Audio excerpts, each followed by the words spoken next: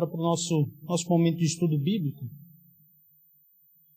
Vou pedir aos irmãos que abram mais uma vez as Bíblias, dessa vez em Marcos, o Evangelho segundo escreveu Marcos, capítulo 8,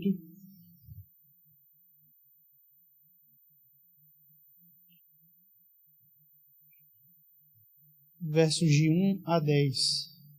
O Evangelho segundo escreveu Marcos, capítulo 8, do verso 1 ao verso 10. Diferentemente de outras ocasiões, onde eu pude trazer um estudo temático, para os irmãos sobre algum tema específico, resolvi trazer um estudo nessa noite, um estudo expositivo acerca dessa passagem do evangelista Marcos. Mais uma vez, Marcos capítulo 8, de 1 a 10, nós vamos ler esse texto e a partir dele vamos extrair algumas lições para nós nessa noite. Vamos fazer então uma leitura alternada, para dar uma chacoalhada aí nos que já estavam quase cochilando aí. Então eu leio os versos ímpares e os irmãos leem os versos pares, bem forte, Não tem tanta gente quanto no domingo, então vocês vão ter que ler um pouco mais alto para compensar a falta dos demais irmãos. Então conto com todos aí, para ler com bastante empolgação e entonação. Amém? Então diz assim o Evangelho do nosso Senhor Jesus Cristo. Naqueles dias, quando outra vez se reuniu grande multidão, e não tendo eles o que comer, chamou Jesus os discípulos e lhes disse: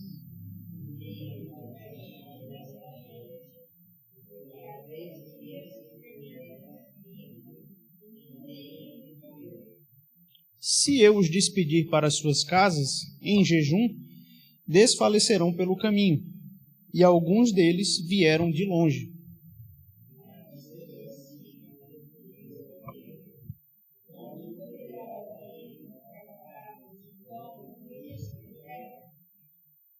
E Jesus lhes perguntou: quantos pães tendes? Responderam eles: 7.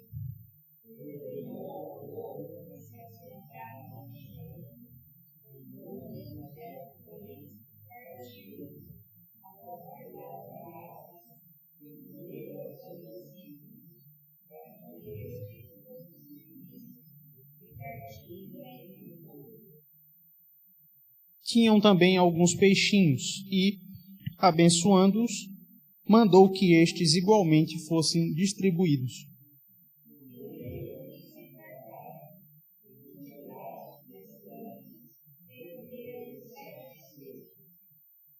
Eram cerca de 4.000 homens.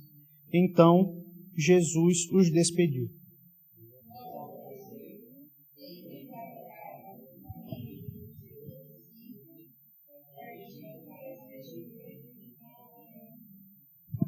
Amém? Muito bem, irmãos. Então, temos aqui, nesse trecho, uma passagem conhecida da história de Cristo.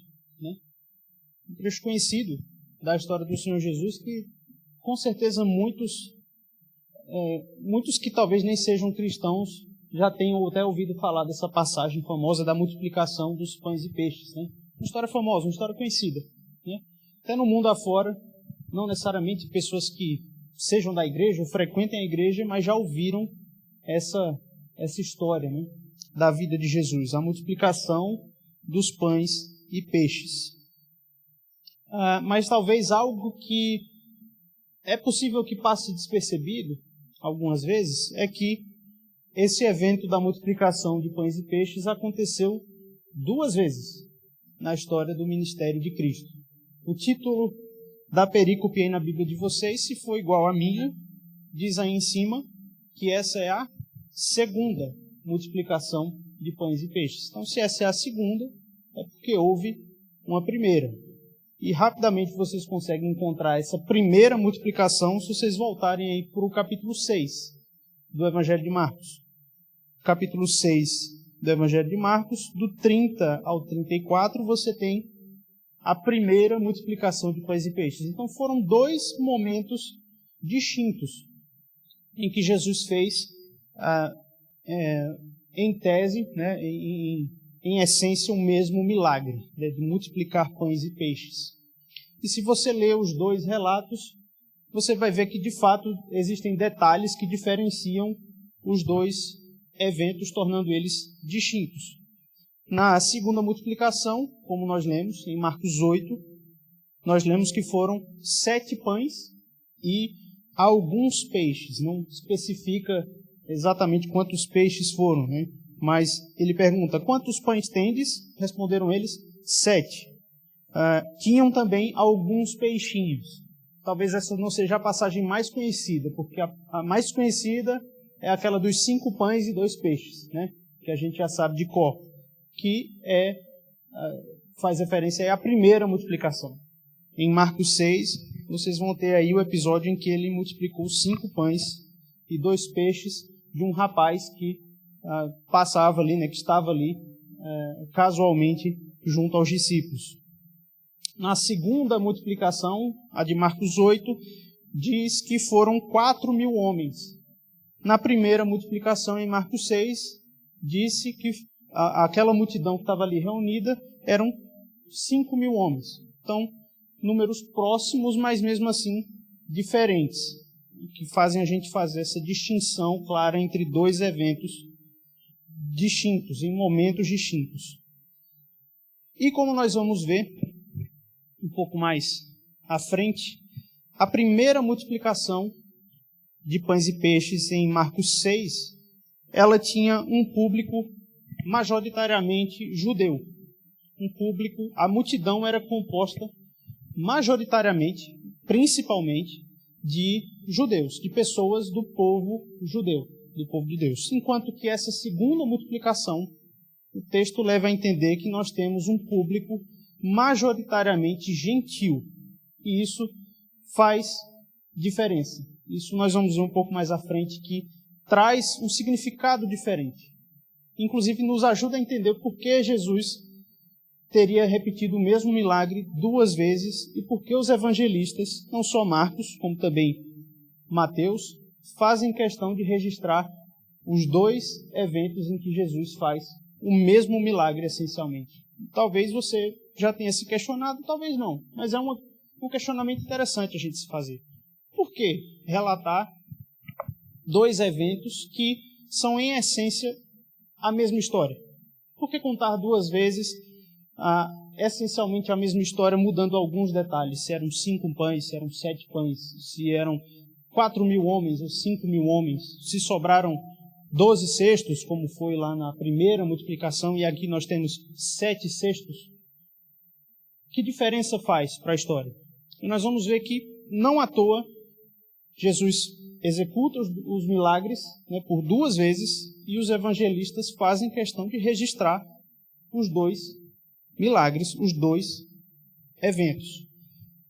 Mas vamos caminhando aqui mais uma vez pelo texto, pelos versículos, né, de Marcos 8, de 1 a 10, e extraindo aqui algumas lições para nós. Os primeiros versículos, versos de 1 a 3, nós lemos aí que naqueles dias, quando outra vez se reuniu grande multidão, então já fazendo uma referência à primeira multiplicação, ou seja, outra vez se juntou uma multidão, mas como vamos ver, uma multidão composta de pessoas diferentes, majoritariamente gentios, ou seja, não judeus, e não tendo eles o que comer, chamou Jesus os discípulos e lhes disse: tenho compaixão desta gente. Jesus demonstra compaixão por aquelas pessoas. Cristo se compadece daquelas pessoas. Um sentimento que, com certeza, nos remonta à natureza humana de Cristo, né? De se compadecer pelo seu semelhante, né? De se compadecer por aquele que é da sua mesma natureza, pelo seu semelhante. Cristo, enquanto homem, olhando para os seus semelhantes e se compadecendo deles. Algo que corriqueiramente os evangelistas registram. Por várias vezes os evangelistas registram esse sentimento de Cristo, da compaixão. Cristo olha para as multidões e se compadece delas, né? Jesus demonstra esse sentimento com frequência. Mas interessante Inclusive, na primeira multiplicação, se você for aí para Marcos 6:34, para o relato da primeira multiplicação, é dita a mesma coisa. Ao desembarcar, viu Jesus uma grande multidão e compadeceu-se deles. Marcos 6:34. O mesmo sentimento nos dois eventos da multiplicação. Mas é interessante notar a diferença da causa da compaixão de Cristo nos eventos distintos aqui.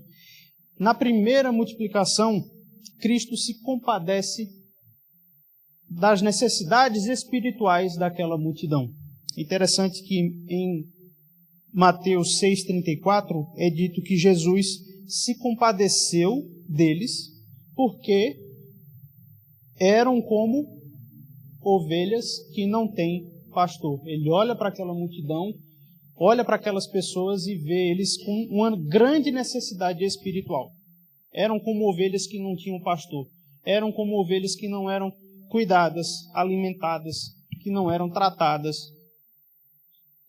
E por isso o texto diz que passou a ensinar-lhes muitas coisas. Jesus olha para aquela multidão, se compadece delas por enxergar nelas ovelhas sem pastor, pessoas que não estavam sendo cuidadas, alimentadas, e a reação de Cristo é passar a ensinar, né? Alimentar espiritualmente aquela multidão, né? Suprir a necessidade espiritual deles, ensinando sobre a palavra, ensinando sobre o reino de Deus, ensinando as coisas de Deus.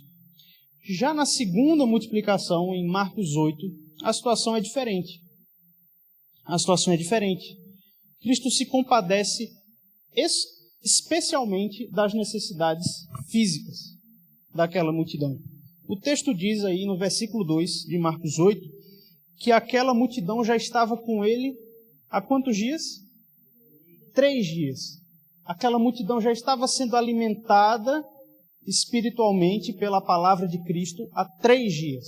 Há 3 dias aquela multidão estava já acompanhando Cristo, ouvindo os seus ensinamentos, os seus sermões, né, as suas parábolas. Não sabemos exatamente quais foram as palavras de Cristo, mas com certeza foram palavras de alimento espiritual. E depois disso é que Jesus se compadece deles. É a partir desses 3 dias que Jesus demonstra essa compaixão por uma necessidade física. Ele diz: tenho compaixão dessa gente porque há 3 dias que permanecem comigo e não têm o que comer. Jesus demonstra interesse, né, em suprir as necessidades físicas também daquela multidão, não só as suas necessidades espirituais, não só ensinar-lhes e despedir-lhes sem alimento, mas Jesus se compadece pelas necessidades físicas daquela multidão. O que remonta àquilo que também falamos na reunião de oração, né? Nós colocarmos diante do Senhor nossas necessidades físicas, né, em oração é totalmente legítimo, né? O Senhor se compadece de nós. O Senhor entende, o Senhor Jesus tendo passado pelo que nós passamos também no corpo. É sempre bom e importante lembrar disso, né? Que Jesus é homem, né? Jesus é Deus, mas Ele é homem, né? Ele entende o que é passar por aflições, por dificuldades, por fome, por sede, por doença, por dor, né? Ele sofreu por nós. E Ele se compadece de nós em nossas necessidades físicas, né? Muitas vezes o nosso cristianismo acaba se mistificando, acho que um pouco demais, e a gente trata somente as necessidades espirituais com Deus, né? E muitas vezes, não, o físico aqui, Deus pode deixar que eu corra atrás, que eu consigo. Mas Cristo se compadece de nós também em nossas limitações físicas, né? Passamos por doenças, passamos por dores, né? Passamos por fome, por sede, por privações, e Cristo ativamente se compadece também por nossas necessidades físicas. E isso nós vemos aqui nesse relato da segunda multiplicação. E é interessante que Jesus, a partir disso, toma uma atitude, né? Jesus, se compadecendo daquela multidão por não terem o que comer, ele toma uma atitude. O que ele faz? Procura os discípulos. Interessante que Jesus não simplesmente toma ação por conta própria, mas ele chama os discípulos, né? Jesus poderia simplesmente fazer surgir pães do nada, né? Ele poderia simplesmente fazer surgir peixes, né? Fazer com que os peixes saíssem do mar e viessem em um exército caminhando, né? Do mar até eles. Ele poderia fazer com que as pedras ali no deserto se transformassem em pães, mas ele não faz isso. Ele chama os discípulos. Chamou Jesus os discípulos e lhes disse: tenho compaixão desta gente, porque há 3 dias que permanecem comigo e não têm o que comer. Marcos 8, de 1 a 10. Tá? Para quem chegou aí depois. E é interessante isso. Cristo faz questão de chamar os discípulos. Ou seja, ele quer que os discípulos sejam participantes daquilo que está para acontecer. Ele quer e ele prova os discípulos para que eles participem daquilo que está prestes a acontecer. É interessante que Cristo também, ao mesmo tempo, testa os discípulos. Ele prova os discípulos. Eles já tinham visto uma primeira multiplicação, né? Já falamos, essa é a segunda multiplicação de pães e peixes. E eles haviam testemunhado a primeira multiplicação.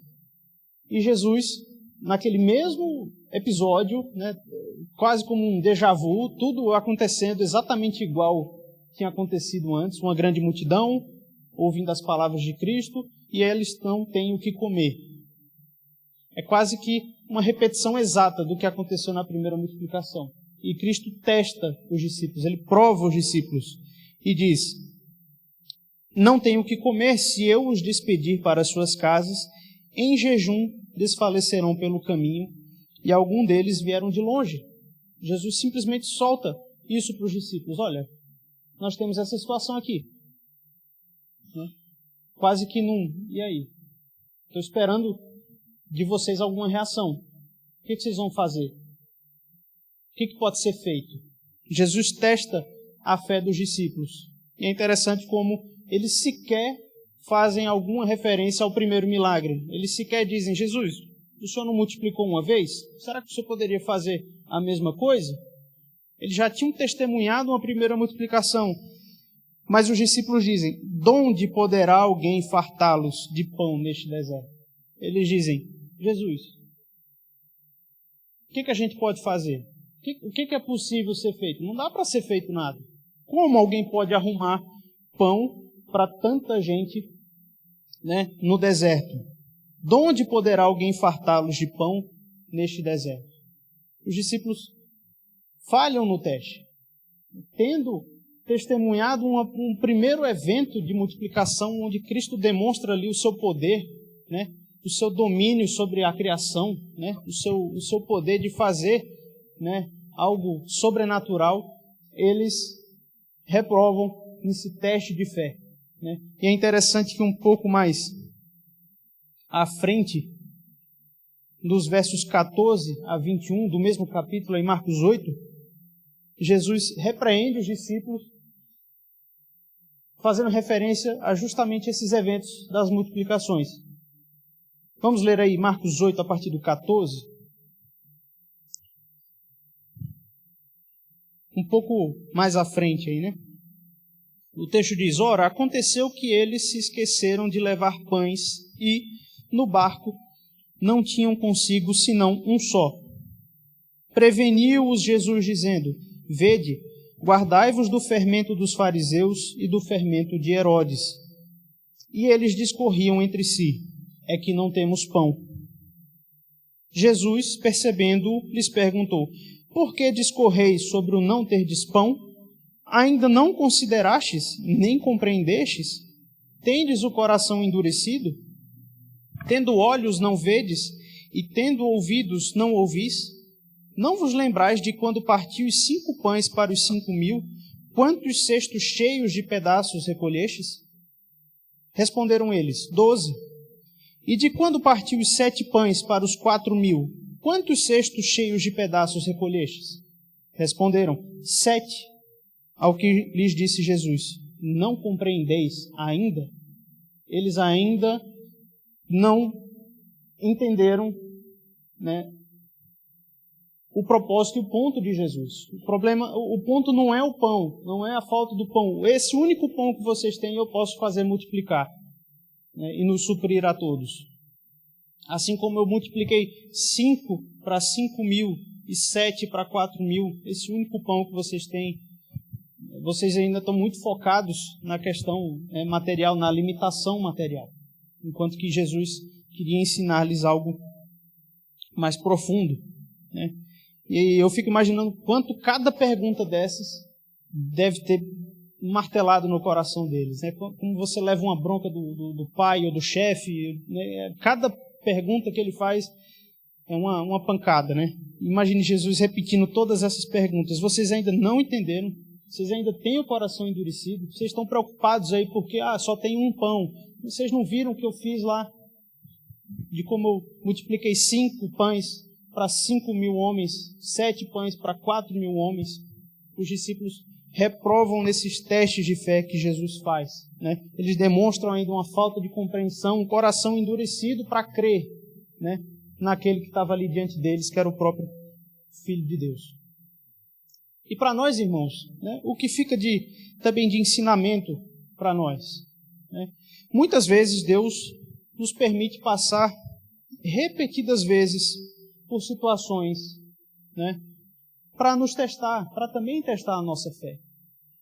Deus muitas vezes permite que a gente passe nas nossas vidas por situações repetidas vezes, né? Poxa, mais uma vez eu me encontro nessa situação, mais uma prova, mais uma dificuldade, mas também para nos testar, mas também para nos fazer lembrar de como passamos por isso anteriormente e qual foi a resposta de Deus na primeira experiência. Quantas vezes a gente não passa pela privação do sustento, falta um emprego, mas, poxa, mais uma vez eu estou me vendo agora precisando distribuir currículo, procurar emprego, mas para nos fazer lembrar de quando isso aconteceu pela primeira vez, o Senhor não deixou faltar.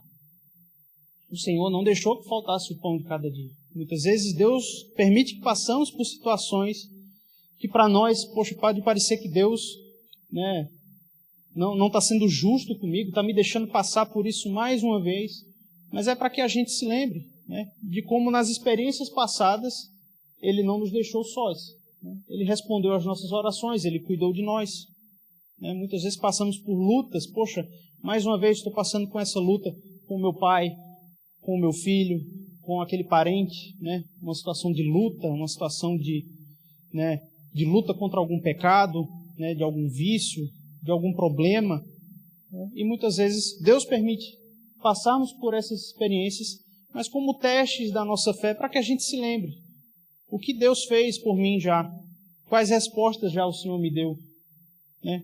Ele não nos abandona, Ele não nos deixa, Ele cuida de nós, né?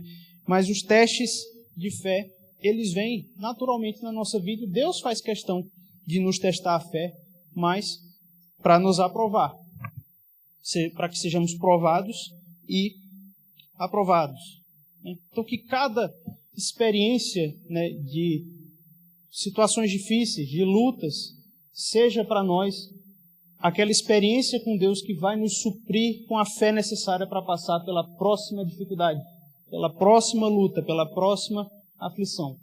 Porque de uma coisa temos certeza, não vão faltar lutas, não vão faltar aflições, perseguições, mas que cada uma delas seja o aprendizado, seja a experiência com Deus, com a provisão e o cuidado de Deus para passarmos pela próxima. E assim Deus faz, e assim Cristo faz com os discípulos. Cristo testa os discípulos, né, questionando eles, assim como Ele faz em diversos momentos no Evangelho, no relato do Evangelho. Ele sempre está ali questionando os discípulos, perguntando: quem vocês dizem que eu sou? Né? O que nós podemos fazer nessa situação, com essa multidão? E Cristo não só chama os discípulos para testá-los, mas, como eu disse anteriormente, para fazê-los participantes do milagre que está ali para acontecer. É interessante que o texto deixa bem claro que os pães eram dos discípulos, né? Eles Os discípulos carregavam ali o alimento, né, nas jornadas, nas caminhadas que Cristo fazia entre as cidades para pregar, para curar. Eles carregavam, né, o alimento para sustê-los nas viagens, nas peregrinações, nas caminhadas que eles faziam. Portanto, eles tinham pães ali com eles, né?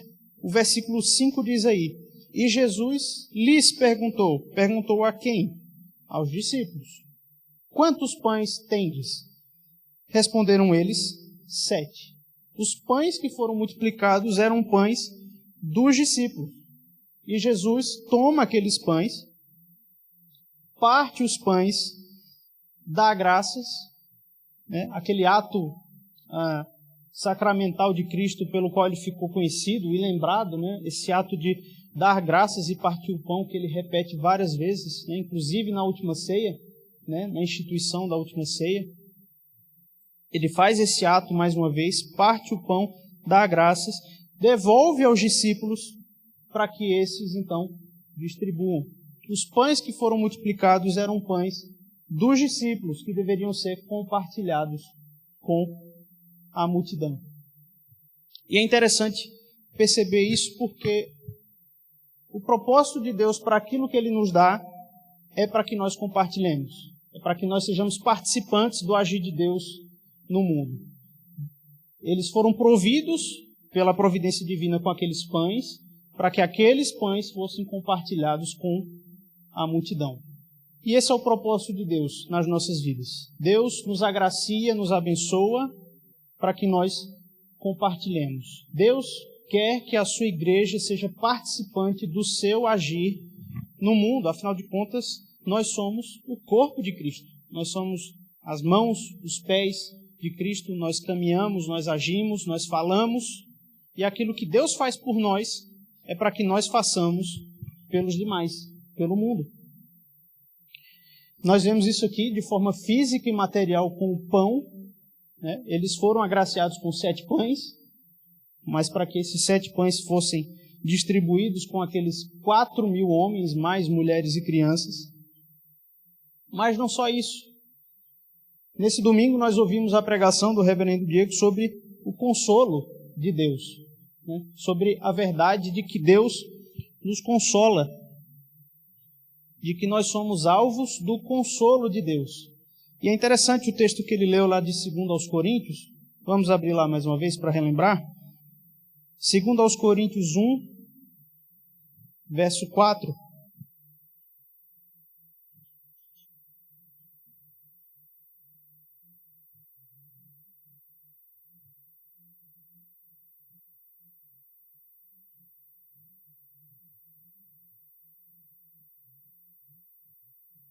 Esse foi o texto que o reverendo Diego leu na pregação do domingo, né? E é interessante o que diz o verso 4. O que diz aí? É Ele que nos conforta em toda a nossa tribulação, para podermos consolar os que estiverem em qualquer angústia, com a consolação com que nós mesmos somos contemplados por Deus. Veja o que Deus faz e qual o propósito de Deus para nós. Ele nos consola, Ele nos concede consolo, para que esse consolo seja compartilhado, para que nós consolemos os demais. Nós somos consolados por Deus em nossas aflições, para que nós consolemos os demais. Nós recebemos uma bênção do céu, do alto, para compartilhar com os demais.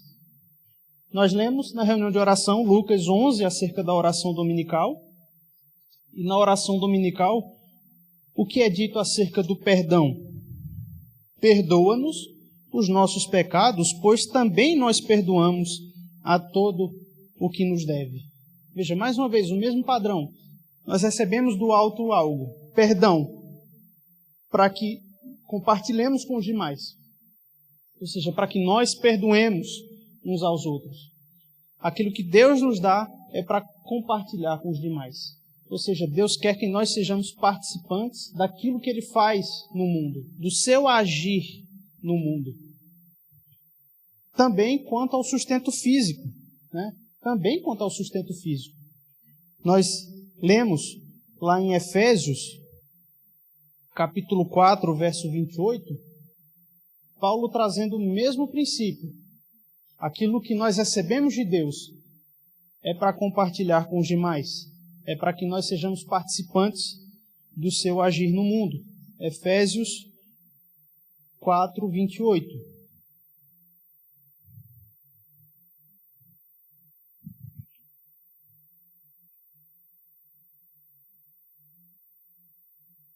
Efésios 4, 28. Aquele que furtava, não furte mais. Antes, trabalhe, fazendo com as próprias mãos o que é bom, para que tenha com que acudir ao necessitado. Até mesmo o nosso sustento físico, o pão, né, que nós recebemos, o pão de cada dia, é para que nós compartilhemos com os demais. O pão que nós recebemos, o sustento físico, né, a provisão que nós recebemos de Deus é para que nós tenhamos com que compartilhar. É para que nós tenhamos o que compartilhar com aquele que necessita. Veja, o nosso sustento, a provisão que vem de Deus, Ele que é a fonte de todo bem, de todas as bênçãos, aquilo que nós recebemos dele é para compartilhar com os demais. É para que nós sejamos participantes desse agir de Deus no mundo. Para a distribuição, para o compartilhar com os demais. E por fim nós vemos isso quanto aos próprios discípulos. Nós vemos isso não só no pão que os discípulos tinham, os 7 pães que eles tinham ali para multiplicar para 4.000 homens, mas os próprios discípulos deveriam ser compartilhados. E o que eu estou querendo dizer com isso? Mateus 28, 19.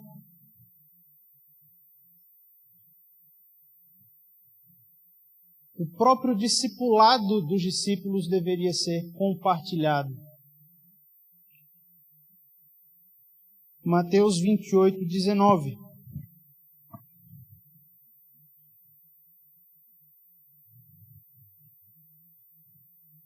Texto da grande comissão. Jesus já ressurreto, ele então diz aos discípulos, né? Mateus 28, 19. Ide, portanto, fazei discípulos de todas as nações, batizando-os em nome do Pai, e do Filho, e do Espírito Santo. Veja, os próprios discípulos deveriam se compartilhar. Assim como Jesus fez deles discípulos, eles deveriam agora fazer o que Jesus fez, fazer discípulos de todas as nações. Veja, o próprio discipulado que eles receberam de Cristo, eles deveriam compartilhar com as multidões, com o mundo, com todas as nações. Veja quantos exemplos nós vimos do mesmo princípio. Aquilo que Deus nos dá é para que nós compartilhemos, é para que seja distribuído. Não é para que seja somente nosso, mas é para que seja compartilhado, é para que seja distribuído a todos.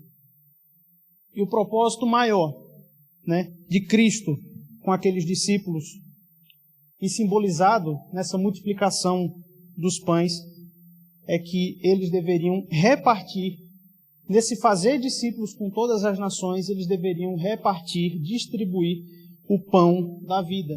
O próprio Jesus deveria ser repartido e distribuído. Aquilo que eles receberam, que foi o próprio Cristo, deveria ser repartido. Assim como aquele pão, aqueles 7 pães foram multiplicados e distribuídos, o pão da vida, que é Cristo, deveria ser também distribuído, compartilhado, nesse ato de fazer discípulos, de pregar o Evangelho, compartilhar Cristo, distribuir Cristo para o restante do mundo.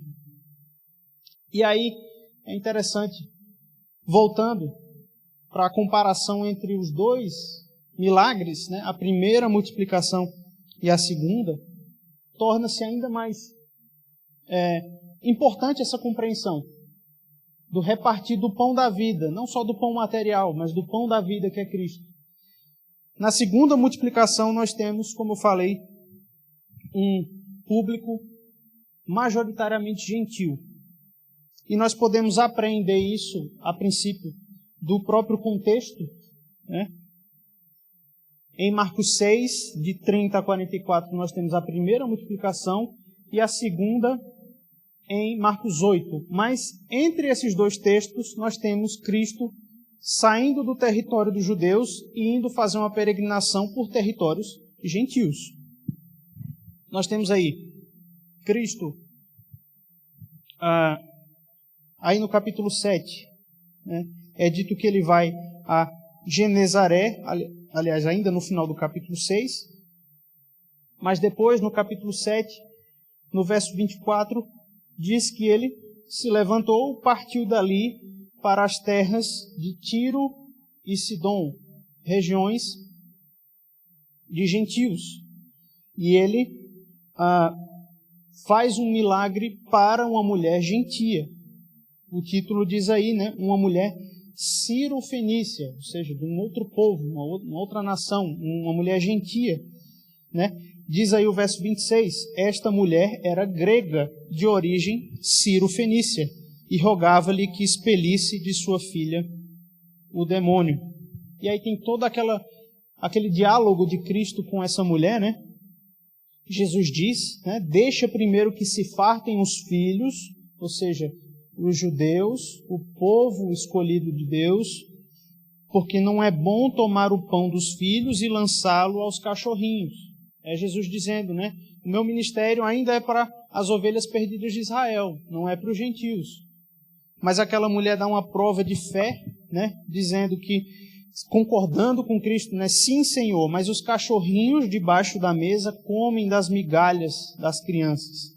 E Jesus executa esse milagre. Por causa desta palavra podes ir, o demônio já saiu de tua filha. Veja, Cristo em um território de gentios fazendo um milagre por uma mulher gentia. Depois, no verso 31, é dito que ele vai de Tiro e Sidom, essa região onde ele estava, a Decápolis, também uma região de gentios, né? E faz ali também um milagre de um homem surdo e gago.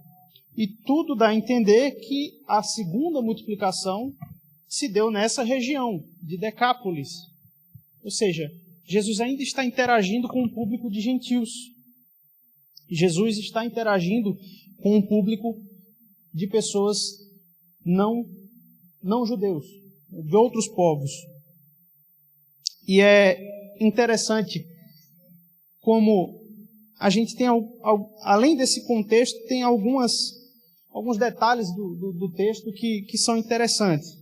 Sem querer entrar em muita numerologia aqui, né? Eu acho até às vezes perigoso você tratar a Bíblia como muito numerológica, né? Tentando encontrar significado para todos os números que aparecem.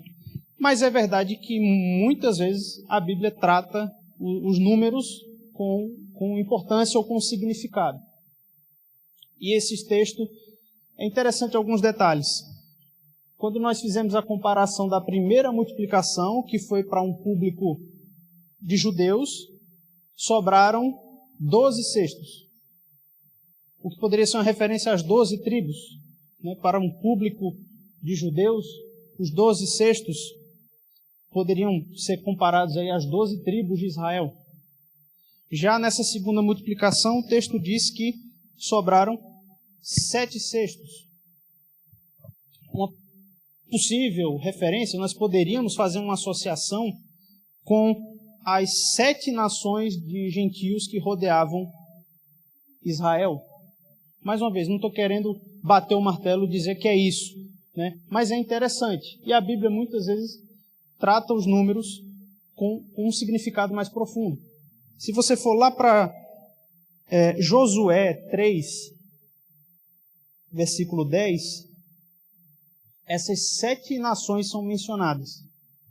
Eram as 7 nações que habitavam a terra de Canaã antes dos judeus ali habitarem. Josué 3, 10. Se você fizer a conta aí nos dedos, enquanto eu leio o versículo, você vai ver que são 7 nações. Josué 3, 10.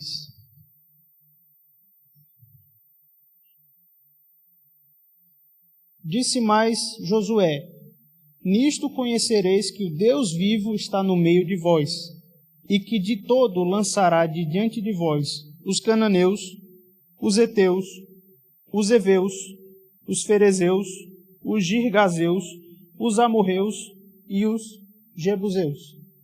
Contaram aí? Está batendo a conta? Eu contei 7. Então, interessante essa numerologia que o relato do evangelista traz. Na multiplicação, para os judeus sobram 12 cestos, para as 12 tribos, né? O pão é distribuído às 12 tribos. Na segunda multiplicação sobram 7 cestos. O pão é distribuído às 7 nações. E 7, tendo um significado bíblico também, né, de completude, né, de perfeição, essas 7 nações representando todas as nações, né, todas as nações gentias, ou seja, todo o resto do mundo, né, todo o resto do mundo. E aí nós vemos o peso do segundo milagre. O peso do segundo milagre era Jesus falando aos discípulos: vocês devem repartir o pão da vida, que sou eu, a todo o mundo, a todas as nações. O ministério de vocês não vai ser somente em Israel. Vocês vão até os confins da terra. Vocês estão sendo comissionados para algo muito maior do que só distribuir pão e peixe. Vocês estão sendo comissionados para distribuir o pão da vida ao resto do mundo, a todas as nações.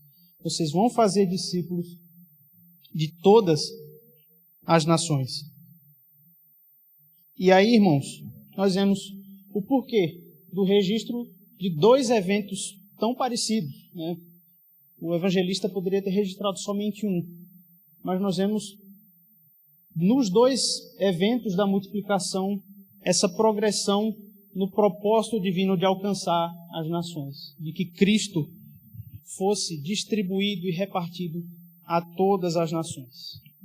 E aí, agora sim, essa igreja, né, a igreja de Cristo, composta de judeus e gentios, né, não só de judeus, mas agora de pessoas, de representantes de todas as nações, todas as tribos, né, todas as línguas,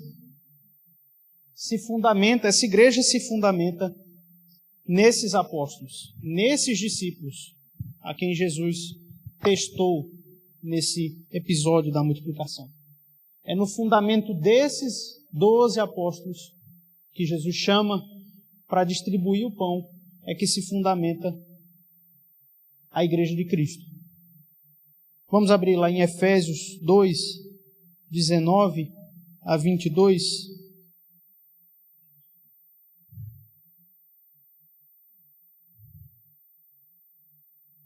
Efésios 2, 19 ao 22.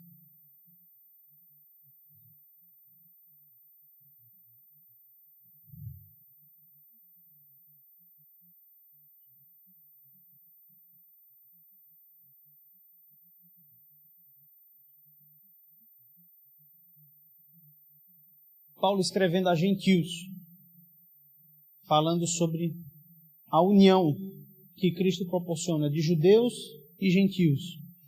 Assim já não sois estrangeiros e peregrinos, mas concidadãos dos santos, e sois da família de Deus, edificados sobre o fundamento dos apóstolos e profetas, sendo Ele mesmo, Cristo Jesus, a pedra angular, no qual todo edifício bem ajustado cresce para santuário dedicado ao Senhor, no qual também vós, juntamente, estáis sendo edificados para a habitação de Deus no Espírito.